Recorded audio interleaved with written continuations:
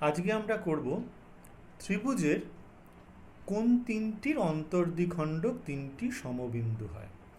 একটি ত্রিভুজের তিনটে কোণ থাকে, স্বাভাবিকভাবেই তিনটে কোণের সমদ্বিখণ্ডক আমরা পেতে পারি। এবার এই সমদ্বিখণ্ডকগুলো আমরা এঁকে দেখব। যদি আমরা এই তিনটে কোণের সমদ্বিখণ্ডকগুলো আঁকি তাহলে আমরা এঁকে দেখব সেই তিনটে কিন্তু একটা বিন্দু দিয়েই যায়, অর্থাৎ ত্রিভুজের কোন তিনটির অন্তর্দ্বিখণ্ডক তিনটি সমবিন্দু হয়। আমি একটা ছবি এঁকে তোমাদেরকে দেখাচ্ছি। দেখো ভালো করে, এখানে আমাদের একটা ত্রিভুজ আঁকা হচ্ছে। এখানে ভালো করে বুঝি, এই ত্রিভুজটা যে কোনো ত্রিভুজ আমরা আঁকতে পারি, ঠিক আছে। এ বি সি ত্রিভুজ আমরা এখান থেকে নিলাম। এই কোণের অন্তর্দ্বিখণ্ডক আঁকতে হয়, কি করে আঁকতে হয় আমরা জানি। এই কোণের অন্তর্দ্বিখণ্ডক আমরা আঁকতে পারবো, এই কোণেরও অন্তর্দ্বিখণ্ডক আমরা আঁকতে পারবো। তিনটে আমরা এঁকে দেখছি। যদি আমরা একা ঠিক করে আঁকি, আমরা স্কেলের সাহায্যে আঁকবো, কম্পাসের সাহায্যে আঁকবো, এঁকে দেখবো যে এই তিনটে সমবিন্দু। আমরা পরবর্তী ক্ষেত্রে এটা করে দেখাবো, একটু বোঝানোর জন্যই তোমাদের শুধু আমি করেছি। এই তিনটি সমবিন্দু হয়েছে, ওকে। আমরা প্রথমে উপপাদ্য, আমাদের এটা আমরা প্রমাণ করব প্রথমে উপপাদ্যের সাহায্যে, তারপরে আমরা ছবি এঁকে দেখাবো, যেভাবে আমরা আগের দিন ছবি এঁকে দেখিয়েছিলাম শেষে। তো আমাদের আজকের উপপাদ্য স্টেটমেন্টটা কি? একটি ত্রিভুজের কোন তিনটির অন্তর্দ্বিখণ্ডক তিনটি সমবিন্দু। একটি ত্রিভুজের কোন তিনটির অন্তর্দ্বিখণ্ডক তিনটি সমবিন্দু। তাহলে প্রথমে যেটা আমাদের করতে হবে, আগে আমরা যে কোনো একটা ত্রিভুজ এঁকে নিচ্ছি। তোমরা যে কোনো ত্রিভুজ আঁকতে পারো, অসুবিধা নেই। আমরা একটা ত্রিভুজ এখানে এঁকে নিলাম, ঠিক আছে। এই ত্রিভুজটা আমরা প্রথমে আগে আঁকলাম, এবিসি ত্রিভুজ। এ বি সি ত্রিভুজ নাম দিলাম। এই ত্রিভুজের প্রথমে আমরা বি কোণের সমদ্বিখণ্ডকটা এঁকে নেব, ঠিক আছে। আর সি কোণেরও সমদ্বিখণ্ডকটা আমরা এঁকে নেব। তাহলে এই যে দুটো সমদ্বিখণ্ডক রয়েছে, তারা পরস্পরকে আমরা ধরলাম আই বিন্দুতে ছেদ করেছে, ওকে। আমাদের কি দেখাতে হবে? ত্রিভুজের কোন তিনটির সমদ্বিখণ্ডক তিনটি সমবিন্দু হয়। দুটোর কিন্তু সমদ্বিখণ্ডক আমাদের দেওয়াই রয়েছে। তৃতীয় কোণটা যদি আঁকি, সেটাও আমাদের এ আই হবে, ঠিক আছে। তো যদি তৃতীয় কোণটা সমদ্বিখণ্ডক কি হবে? এ আই হবে। তাহলে এ আই আমরা জুড়ে দিলাম, যদি আমরা প্রমাণ করতে পারি যে এই দুটো কোণ সমান, অর্থাৎ যদি আমরা প্রমাণ করতে পারি অ্যাঙ্গেল সি এ বি এর সমদ্বিখণ্ডক এ আই, তাহলেই আমাদের প্রমাণটা কমপ্লিট হয়ে যাচ্ছে, ঠিক কিনা? ব্যাপারটা বোঝা গেল। এবিসি ত্রিভুজের এবিসি কোণের অন্তর্দ্বিখণ্ডক বিআই, বিসিএ কোণের সমদ্বিখণ্ডক সিআই, এ দুটো পরস্পরকে আই বিন্দুতে ছেদ করেছে। আমরা এ আই জুড়ে দিয়েছি। যদি প্রমাণ করতে পারি এ আই ত্রিভুজ এবিসি এর অ্যাঙ্গেল সি এ বি এর অন্তর্দ্বিখণ্ডক, তাহলেই প্রমাণ সম্পূর্ণ হবে। তাহলে প্রথমে প্রদত্ততে আমরা কি লিখব বলে দিচ্ছি। প্রদত্ততে যা লিখবো সেটা আমি মুখে বলছি, তোমরা লিখবে।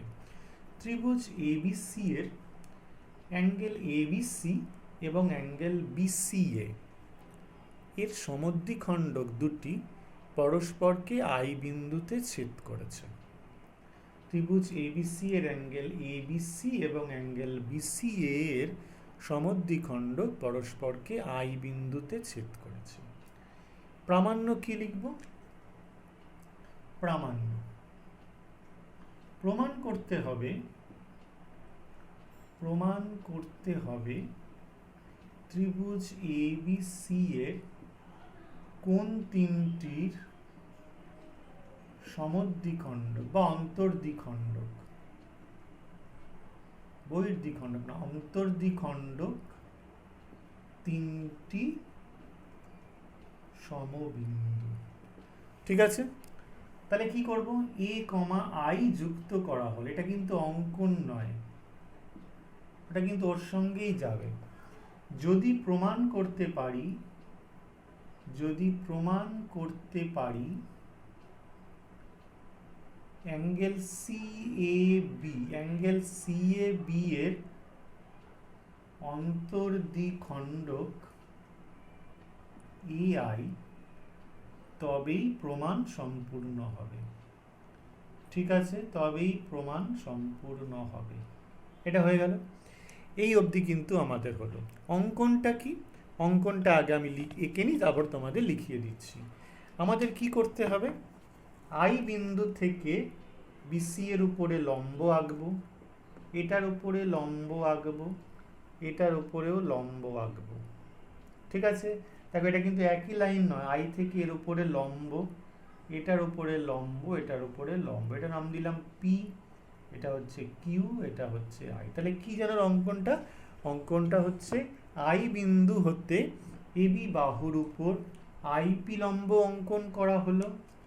ঠিক আছে, আই বিন্দু হতে বিসি বাহুর উপর আই কিউ লম্ব অঙ্কন করা হলো। আই বিন্দু হতে এসি বাহুর উপর আই আর লম্ব অঙ্কন করা হলো। তাহলে অঙ্কনটা কি লিখব? আই বিন্দু থেকে A B, BC O AC বাহুর উপর যথাক্রমে লম্ব অঙ্কন করা হলো, যেখানে লম্বের পাদবিন্দু যথাক্রমে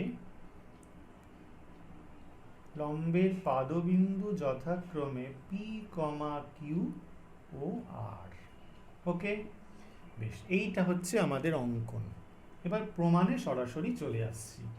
খুব সহজ প্রমাণ, আগের মতোই প্রমাণ, এমন জটিলতা কিছু নেই, একটু বুঝলেই ব্যাপারটা হবে। দেখো, সেটা হচ্ছে প্রথমে আমরা এই দুটো ত্রিভুজ নিয়ে শুরু করি। কি কি করব দেখো ভালো করে।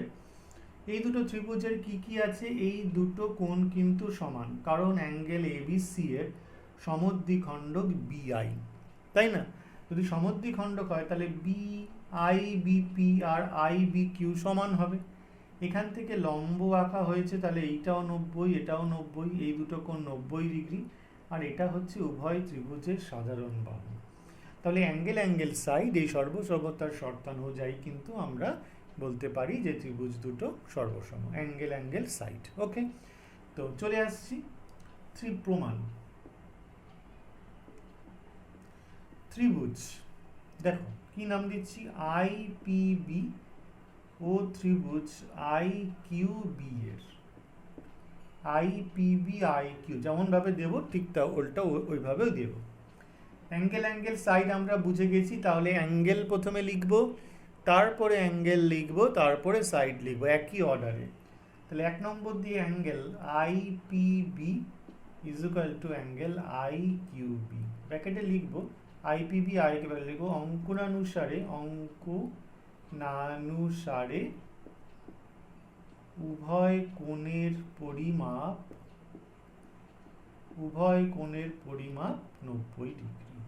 ওকে, 2 নম্বর দিয়ে কি লিখবো? Angle I BP is equal to angle I B Q, ব্র্যাকেটে লিখবো যেহেতু অ্যাঙ্গেল এবিসি এর সমদ্বিখণ্ডক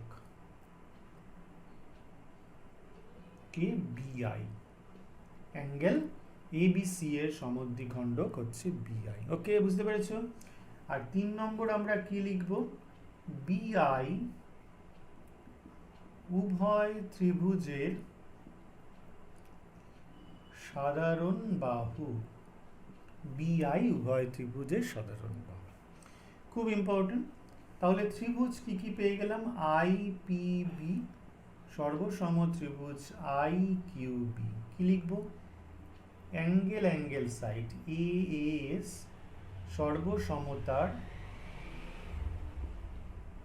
শর্তানুযায়ী, এই তো বিষয়টা। তাহলে যদি সর্বসম হয়ে যায় তাহলে অনুরূপ বাহু সমান হবে। তাহলে এই যে আমরা এটা মুছে দিচ্ছি, আমাদের এই যে দুটো কোণ, এর বিপরীত হচ্ছে এই বাহুটা, আর এর বিপরীত হচ্ছে এই বাহুটা সমান। সুতরাং I P is equal to I Q, ব্র্যাকেটে লিখব সর্বসম ত্রিভুজ দুটির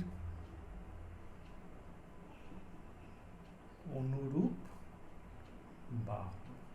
ঠিক আছে, এটা আমাদের 1 নম্বর দিয়ে রাখা থাকবে। বুঝতে পারলাম? আরেকবার বুঝিয়ে দিচ্ছি, এইটা 90, এটা 90, এই দুটো কোণ সমান, এটা সাধারণ।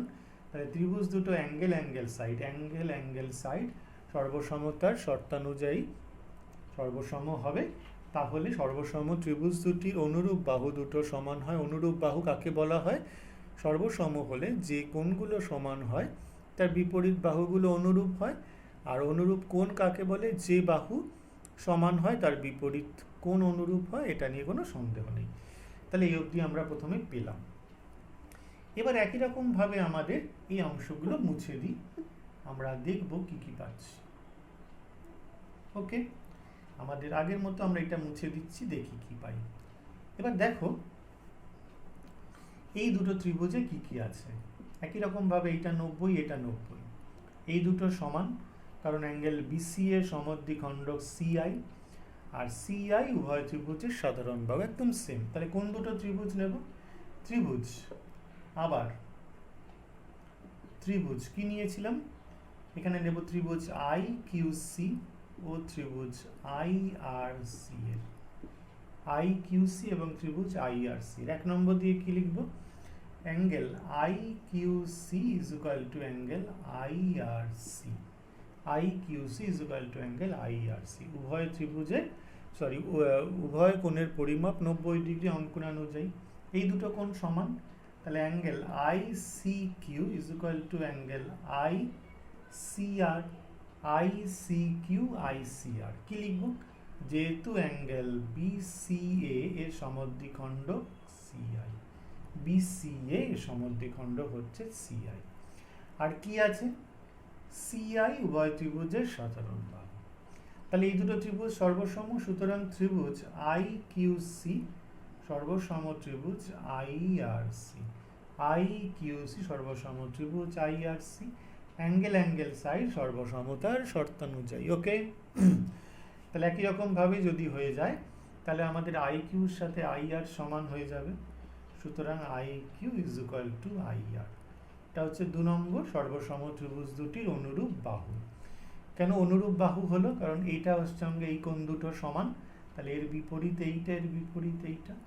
ঠিক আছে, এই দুটো আমাদের সর্বসম ত্রিভুজ দুটির অনুরূপ বাহু। তাহলে এই অবধি তাহলে পেলাম। তাহলে 1 ও 2 থেকে আমরা পাই, 2 থেকে পাওয়া যায় কি পাওয়া যাবে? দেখো এখান থেকে 1 থেকে পেয়েছিলাম আইপি, দ্বিতীয় থেকে পেলাম আই কিউ, এখান থেকে পেলাম আই আর। তাহলে IP is equal to I Q is equal to I R. এই যে তিনটে দৈর্ঘ্য সমান, এটা কিন্তু তোমরা খেয়াল রাখবে, পরবর্তী ক্ষেত্রে আমরা এটা সম্বন্ধে আরো বলবো। তো এই অবধি আমরা মুছে ফেললাম, আমাদের পরবর্তী পার্টে আমরা আসছি। ঠিক আছে, এইবার চলে আসছি বাকি যে দুটো ত্রিভুজ নিয়েছি। সব প্রমাণের ক্ষেত্রেই আমাদের দুটো করে ত্রিভুজ নিতে হবে, এই দুটো ত্রিভুজ আমাদের বাকি রয়েছে। এখন ত্রিভুজ আইপিএ ও ত্রিভুজ আইআরএ, আইপিএ ও ত্রিভুজ আইআরএ এর কি কি পেয়েছি দেখি তো। দেখো এই দুটো কোণ 90 ডিগ্রি অঙ্কন অনুসারে, তাহলে angle IPA is equal to angle IRA. অঙ্কনানুসারে উভয় কোণের পরিমাপ 90 ডিগ্রি।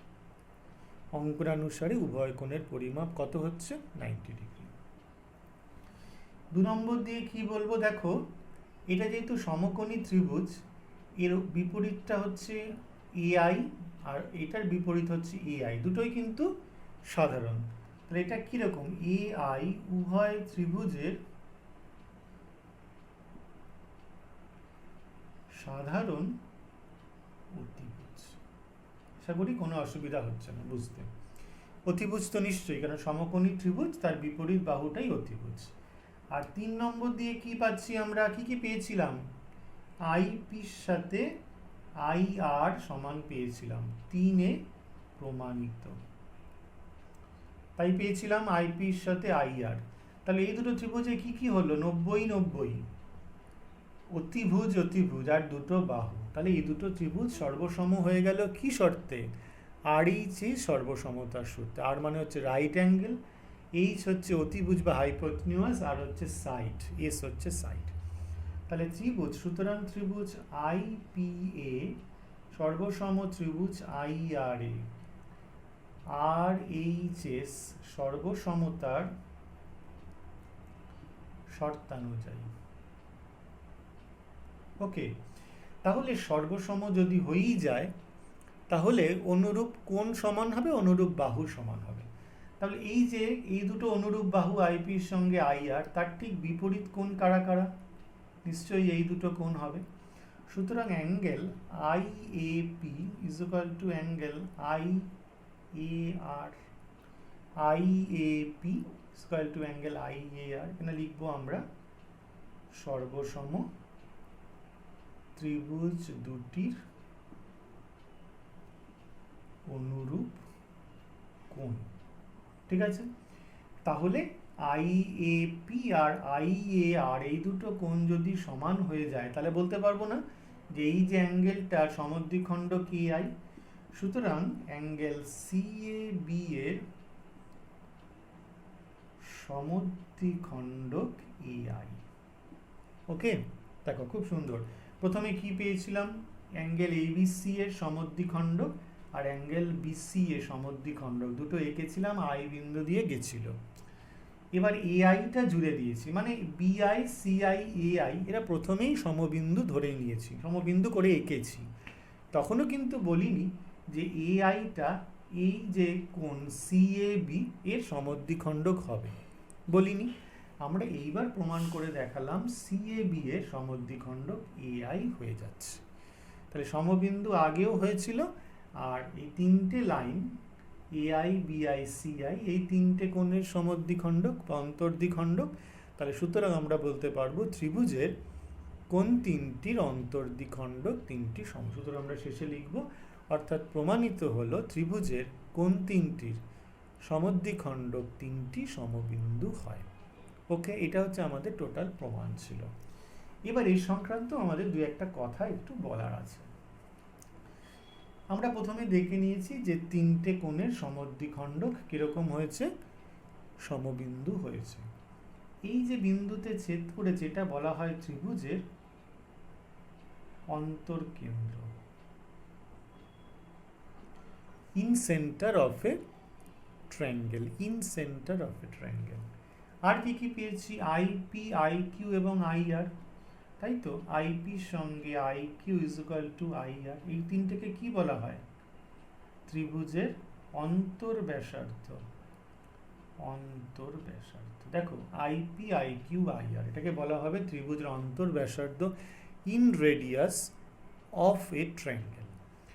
তাহলে খুব স্বাভাবিকভাবে যদি আইতে কাটা বসাই আর আইপি আইকিউ এবং আইআর ব্যাসার্ধ নিয়ে বৃত্ত আঁকি, তাহলে বৃত্তটা এইরকম হবে না? এবং তিনটে বাহুকেই স্পর্শ করে যাবে, তাই তো?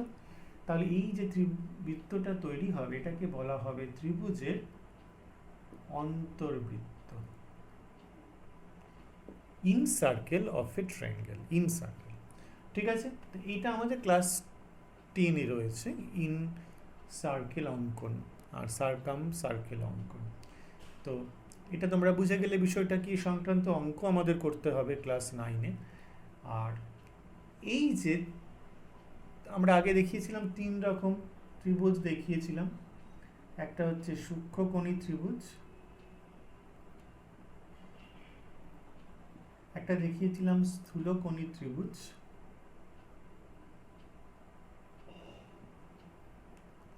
আর একটা দেখিয়েছিলাম সমকোণী ত্রিভুজ। ঠিক আছে, এদের তিনটেরই যদি আমরা অন্তর্দ্বিখণ্ডক এঁকে দেখাই, এটার অন্তর্দ্বিখণ্ডক যদি আঁকি ভেতরে, এটার অন্তর্দ্বিখণ্ডক এখানে, এটাও অন্তর্দ্বিখণ্ডক এখানে, তিনটে কিন্তু ভেতরেই হবে। যদি এটারও করি আমরা অন্তর্দ্বিখণ্ডক এই কোণের এদিকে, এর অন্তর্দ্বিখণ্ডক এইরকম, এর অন্তর্দ্বিখণ্ডক এরকম, সেটাও ভেতরেই হবে। আর এটা অন্তর্দ্বিখণ্ডক, এর অন্তর্দ্বিখণ্ডক যদি আঁকি আর এরও যদি অন্তর্দ্বিখণ্ডক আঁকি, সেটাও কিন্তু ভেতরেই হবে। অর্থাৎ অন্তর্কেন্দ্র বিভিন্ন ত্রিভুজের ক্ষেত্রে যাই হোক না কেন সেটা কিন্তু ভেতরেই হচ্ছে, কিন্তু পরিকেন্দ্রের জায়গায় কিন্তু আলাদা হয়েছিল, অন্তর্কেন্দ্রের জায়গায় কিন্তু আমাদের সব ভেতরেই হবে। আমরা করে দেখাবো। আশা করি তোমরা এই অবধি বুঝতে পেরেছো প্রমাণ, কোনো অসুবিধা হয়নি। আমরা এই উপপাদ্যটা শিখলাম, তো তোমরা ভালো করে খাতায় লিখে লিখে প্রমাণটা করবে, বিস্তারিতভাবে করবে। ঠিক আছে, আশা করি বুঝতে পেরেছো। আমরা ছবিটা এঁকে তোমাকে দেখাচ্ছি। বন্ধুরা, আমরা এবার এঁকে দেখাবো একটি ত্রিভুজের কোন তিনটির অন্তর্দ্বিখণ্ডক তিনটি সমবিন্দু হয়। আমরা উপপাদ্যের সাহায্যে প্রমাণ করেছি, এবার কোন তিনটির অন্তর্দ্বিখণ্ডক সমবিন্দু হয় সেটাও দেখাবো। আর তার সাথে সাথে আমরা কি দেখব, এর অন্তর্কেন্দ্র, অন্তর্ব্যাসার্ধ, অন্তর্বৃত্ত কি করে অঙ্কন করতে হয় সেটাও আমরা কিন্তু দেখব। তো প্রথমে আগে আমাদের ত্রিভুজ দেওয়া রয়েছে এবিসি, যে কোনো ত্রিভুজ, এর অন্তর্দ্বিখণ্ডক অঙ্কন করতে হবে কোণগুলোর। কিন্তু চাপ আমরা নিয়ে নিচ্ছি, এটা চাপ, তাহলে এইটা তৈরি হয়ে গেল আমাদের অন্তর্দ্বিখণ্ডক। ওকে, এটা আমরা যুক্ত করে দিচ্ছি এইটা। নেক্সট, এই বি এর অন্তর্দ্বিখণ্ডক আমরা আঁকবো, বি কোণের অন্তর্দ্বিখণ্ডক আঁকবো।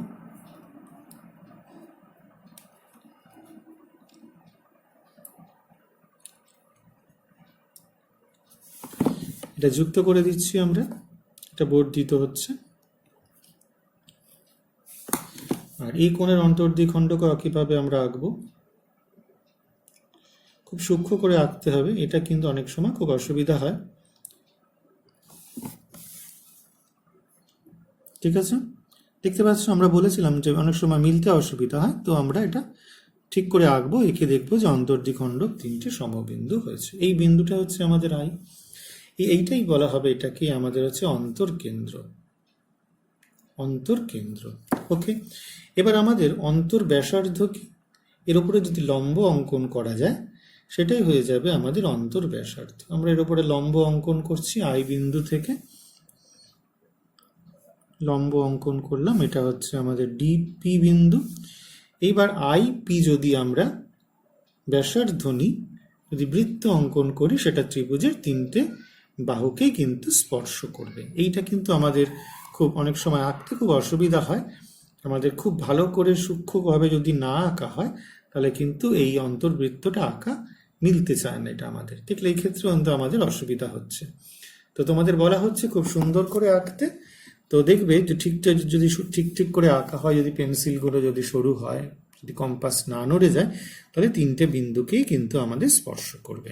এই বৃত্তকে আমাদের বলা হচ্ছে অন্তর্বৃত্ত, আর এটা হয়ে যাচ্ছে আমাদের অন্তর্ব্যাসার্ধ। ঠিক আছে, একটু যদি কম্পাস নড়ে যায় তাহলে কিন্তু আঁকতে আমাদের ঠিক হবে না, অন্তর্বৃত্ত আঁকাটা ঠিক হবে না। তোমরা বাড়িতে চেষ্টা করে দেখবে, ঠিক হবে।